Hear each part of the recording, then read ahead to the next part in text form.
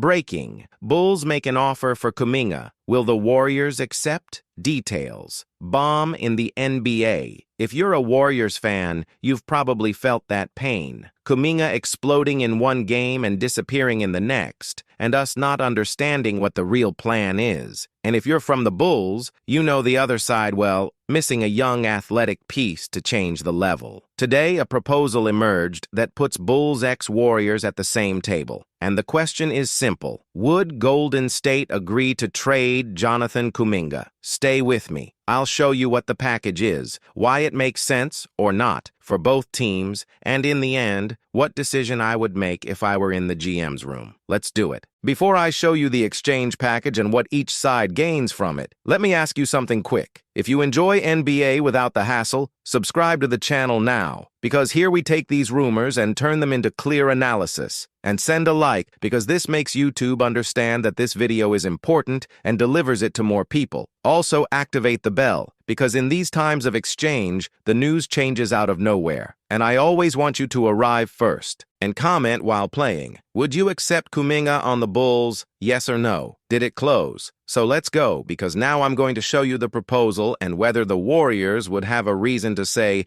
yes or no way. Let me tell you why this Jonathan Kuminga thing catches fire every now and then, and when it does, it's not just because of trade rumors. It's because he touches on a wound that Golden State Warriors fans know well, the feeling that there is a talent there, young, explosive, with a very high ceiling, but that for some reason never manages to become a continuous story within our team. And when the season reaches that stage where everyone starts looking at the calendar and remembering that the trade deadline is just around the corner, the conversation stops being, will it be? And it becomes, if it's going to happen, it's now. Here at Warriors Family TV, I like to talk to you like someone sitting next to you watching the game, paying attention to what doesn't just appear in the statistics. Because Kuminga, for me, is that it's not just numbers, it's context, it's fit, it's trust, it's hierarchy, it's minutes, it's paper. He's that player who sometimes comes in and in 3 possessions changes the pace of the game with a run, a dunk that raises the gym, a cut towards the rim that forces the defense to collapse. Then you think, okay, now go. But suddenly, a whole quarter passes and it disappears from the rotation. Or he comes back, makes a wrong choice, and the impression is that his margin for error is smaller than everyone else's. And that, for a young man trying to establish himself, hurts. It hurts him, and it hurts the people who want to see this chapter finally resolved. And that's where the idea of Chicago comes in. When a trade proposal from the Bulls involving Kuminga appears, it's not just another name thrown on the screen.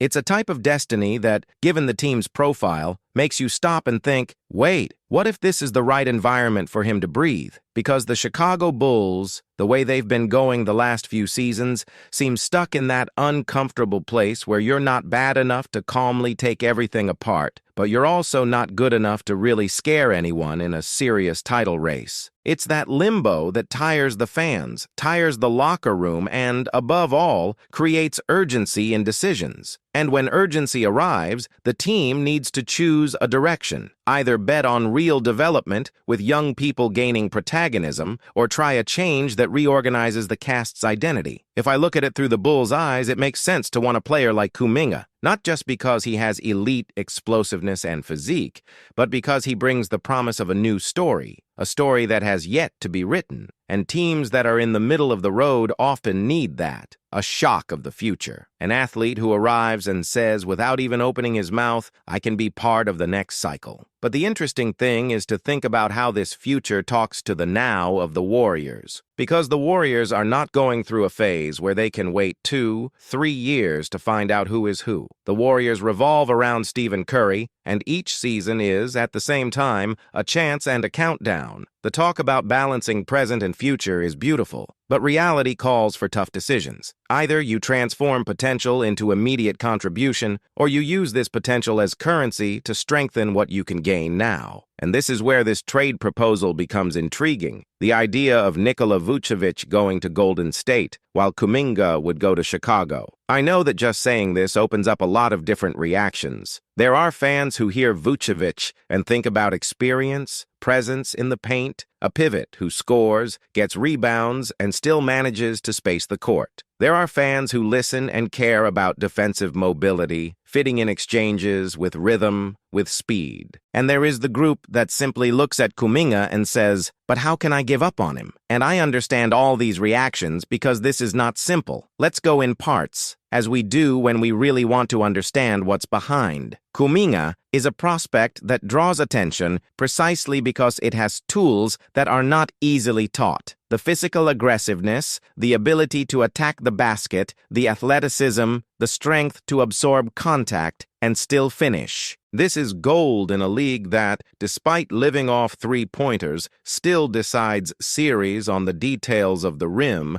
on the difficult shot, on the infiltration that breaks the defense when the perimeter is marked. But Kuminga, from what we see, still faces a dilemma. He needs the freedom to make mistakes and learn, but he's on a team that needs consistency to win. It's as if the player's nature called for one environment and the team's needs called for another. And when these two things don't meet, the relationship becomes a constant back and forth of trust. Warriors fans feel this in a very specific way because we got used to seeing Steve Kerr valuing reading the game, moving without the ball, quick decisions, that basketball that looks like a choreography when it's working. Kuminga, on the other hand, is often impulse. He's a direct attack. He's, "I'm going up." This can be wonderful when it fits, but it can block the flow when it doesn't. And then what happens? The team returns to what is safer, return to more reliable rotation, and the young man is caught between two realities. He doesn't get the sequence that would make him mature, and without maturing, he doesn't get the sequence. This cycle is cruel. Now, imagine the Chicago Bulls looking at this and thinking, if he needs a sequel, we can provide it, because the scenario is different there. There, Kuminga could be given a clearer role, more direct responsibility, and perhaps even an emotional space to fail without becoming an internal headline. And I'm not saying it would be easy. It is not. But there is a logic. A team that wants to redefine identity can accept the pains of development. The Warriors, with Curry, cannot accept the same pain at the same intensity. And it's not because you don't want to. It's because you don't have that luxury. On the other hand, when we talk about Vucevic, the conversation changes tone because the Warriors for years have been dealing with a problem that comes and goes depending on the game. Presence in the paint. It's not just height, it's weight. It's a rebound. It's a consistent option close to the basket. It's someone who, when the attack stalls, can receive it in the post and generate something without depending on a perfect sequence of light screens and extra passes. In big games, when the opponent denies the passing line and tightens the perimeter, having a reliable escape valve can be the difference between surviving or sinking. And Vucevic offers precisely a package that draws attention for being complete within his profile. He scores, he rebounds, he has touch, he can shoot from mid-range and outside with respect, and he also has a passing vision that, for many people, is underestimated. The idea of placing a pivot that threatens the shot and forces the defender to leave the box opens up space for infiltrations, opens up space for cuts, opens up space for those movements that the Warriors love to make when the court is spaced out. And if you have a player who can be fed in half-court situations, you take some of the burden off of needing everything to be perfect on the perimeter all the time. But I know what you're thinking, because I also think, what about the defense? Because at Warriors, everything depends on how much you can sustain the defensive system, especially in playoffs. Vucevic is not that center who will cover the world in the pick and roll. He is not that guy who will put out fires in every exchange. So the question that has to be asked without fear is, would the Warriors be willing to adjust the way they defend to accommodate this type of play? What's more, do the Warriors need, at this moment, a more stable attack coming from behind, even if this requires defensive adaptations? This is the type of balance that defines an exchange of this size. And then the conversation turns almost philosophical. Because for many years, the Warriors were a team that prided themselves on winning with form, with identity, with that feeling that they were ahead of their time, small, fast, intelligent, with shooting and reading. But the NBA changes, teams change, casts change. And there comes a time when you look at reality and understand that certain choices, however faithful to a philosophy, maybe asking for an adjustment. It's not abandoning who you are. It's adapting who you are to what the moment demands. And a center like Vucevic can be a symbol of this. A Warriors looking for more weight in specific points of the game without losing the essence of spacing. Now let's go back to Kuminga, because he is the most emotional part of this story. What is at stake here is not just it's the Warriors admitting in a way that perhaps this relationship with Kuminga has reached a point where it's no longer possible to stand in the way. Either you give him a real space with confidence and sequence, or you accept that he has market value and that this value can be transformed into something that helps Curry now. Staying in the maybe hurts everyone. It hurts the player, who doesn't know exactly what he is within the team. It hurts the team, which never has the best of him for a while enough. And it hurts the fans, who live on glimpses and imagine a future that doesn't arrive. And at the Bulls, Kuminga could have another narrative, a narrative of reconstruction without being declared reconstruction, a transition in which you bet on youth with courage, and then you imagine him alongside other athletic young people, running the court, attacking the basket, creating a more aggressive, more modern identity with fewer strings attached. He could become that type of player who, when he gains confidence, becomes a problem every night. And that's precisely why there is great pain on the Warriors' side, because we know that, in a different environment, he can become what we dreamed he would be here. But there is a question that needs to be asked honestly. Would Kuminga have this path open with the way the Warriors are set up? Because as long as there are established pieces, locker room leaders, defined responsibilities, and a coach who needs to win game after game, the space for experience can be limited. It's not a lack of affection. It's structure. It's a championship. It's objective. And that's where the proposal with Vucevic becomes a solution to a specific pain of the present. A solution that does not have the glamour of the future, but has the pragmatism of now. You get a piece that, in theory, solves rebounds, provides internal scoring, adds a respectable shot to the system, and allows you to vary the way you attack without depending so much on historic nights from the perimeter. You also gain, perhaps, the type of stability that the Warriors look for when the game gets tough. And at the same time, you free yourself from a dilemma that has lasted too long. The imperfect fit of a talent that deserves more than the status of maybe. But I'm going to be very honest with you. This type of exchange is only worth it if the Warriors are really clear about their plan. Because trading a young player with potential for a veteran is not just about getting better now. It's about assuming that the path to the title is the absolute priority, and that any piece that doesn't contribute at this rate becomes negotiable. If this clarity does not exist, the exchange becomes a risk, because you can lose an athlete who explodes soon and receive someone who, despite producing, doesn't change his ceiling in the playoffs. So the point is, would Vucevic just be a useful addition, or would he be an adjustment that truly changes how the Warriors can compete at a high level? This is the question that decides whether the idea is good or not. And there is a detail that few people talk about and that I think is fundamental. Sometimes the best exchange is not the one that appears to win on paper, it is the one that resolves the internal tension. The Warriors in recent years have carried generational tensions, different windows, different expectations. When you have a talented young player and a team trying to win now, you carry that tension within the locker room even if no one speaks. And when no one talks, it gets worse, because it becomes that elephant in the room. Kuminga needs a place that invests in it without compromise, and the Warriors need a squad that lives the same clock. If this trade-off is realistic, it has the potential to align clocks. Now,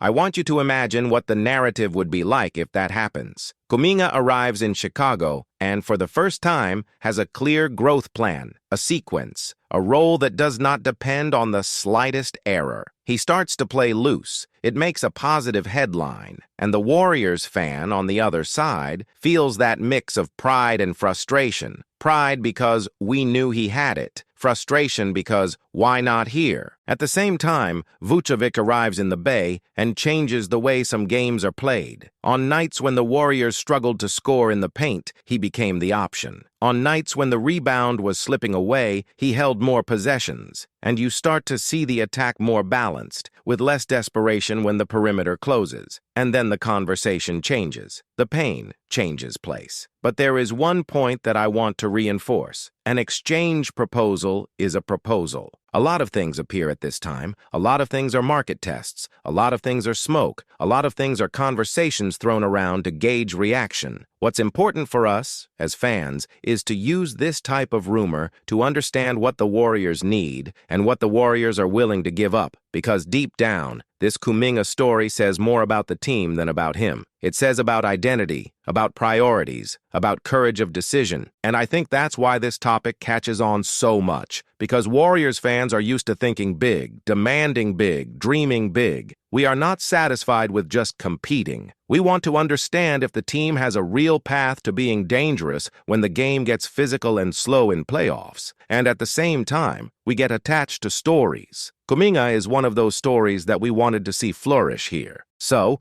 when a proposal comes up that finally takes him away from the Warriors, the word finally weighs heavily. It weighs heavily because there are fans who already think that this soap opera is dragging on, and there are fans who still believe that the chapter can be turned around without change, with trust and paper. If you ask me from my heart what I feel when I read a proposal like this, I will answer you like this. I feel that it is consistent with the cold logic of the NBA, but it is also a portrait of how the Warriors are on the limit between two eras, and this limit requires decisions without sentimentality, but with intelligence. We keep the sentimentality for what Curry represents, for what this dynasty built, for what this team has already given us. Management, on the other hand, needs to be surgical, and that's exactly what we're going to do here on the channel. Look at this proposal calmly, without despair and without blind passion, but also without pretending that it doesn't hurt. Because it hurts, yes, to think about seeing Kuminga with another shirt. It hurts to think that a young talent could explode far from home. But it also hurts to see Curry carrying out nights that could have been lighter if the squad was more complete in specific areas. And in the end, Warriors fans live between these two pains. The solution is to choose which pain makes sense to pay for the greater goal. So I want you to have this image. The Warriors as a team that still has enough stars to scare anyone,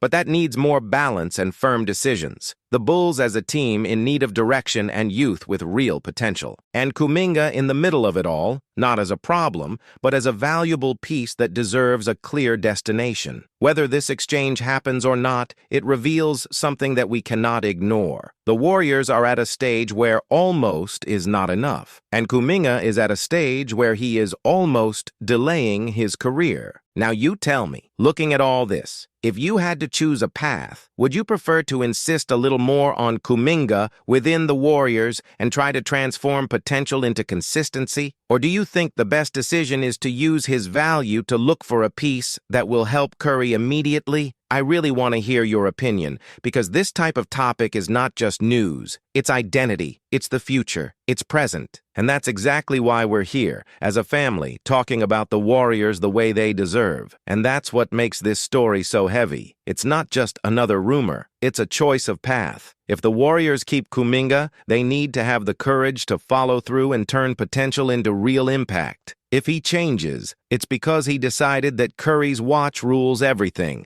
and that each piece has to be ready to help now. And then the question that keeps lingering is simple and direct. Do you give up the future to strengthen the present? Or do you hold on to the future and accept living in this soap opera for a while longer? Now I want your blunt answer. Would you make this Kuminga swap for Vucevic? Yes or no? And if so, what else would have to be in the package for you to say closed? Write in the comments, because I will read the best ones and bring them in the next video. And look, if you like this type of content, with context, cast reading, and real impact on the game, go to the pinned comment now and click on the Warriors Analysis playlist. There, I left everything organized for you to marathon. Rotation, Kerr's adjustments, fittings, market, and what really changes the team's level. Once you click, you can now edit it to the next video without losing the thread of the story. Subscribe to the channel, leave a like, and activate the bell, because this exchange window changes out of nowhere. And here you won't be late. Warriors Family TV keeps you in the loop and gives you the complete picture. We'll see you on the playlist, and we'll follow along, because if this bomb goes off for good, the Warriors will change course.